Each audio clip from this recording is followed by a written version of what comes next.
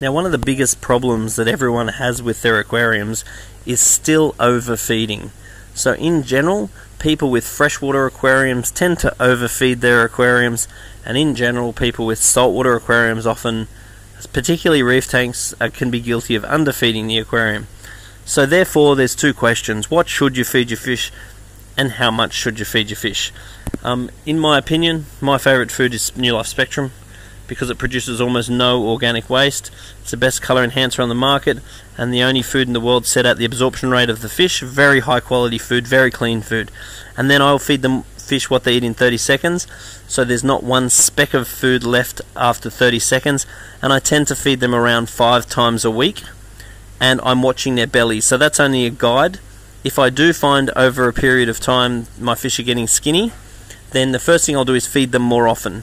I might need to feed them twice a day, for example. Let's say I've got fish like Antheus that aren't going to suffice having 5 feeds a week, so I might need to feed a small amount more often.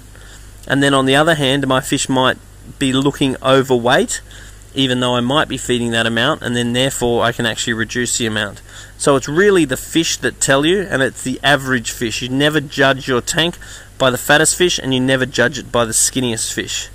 So once again, you just develop a guide, such as 30-second rule, and then monitor the fish. And remember, it takes about 3 weeks for the fish to show up any change. So if you slowly decrease the amount of food, your fish might get thinner over about a 3 to 4 week period. If you increase your food, you might notice the fish getting fatter after a 3 to 4 week period.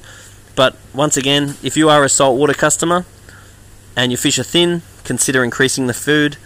If you are a freshwater customer, you are probably overfeeding, so if your fish are fat, decrease the food.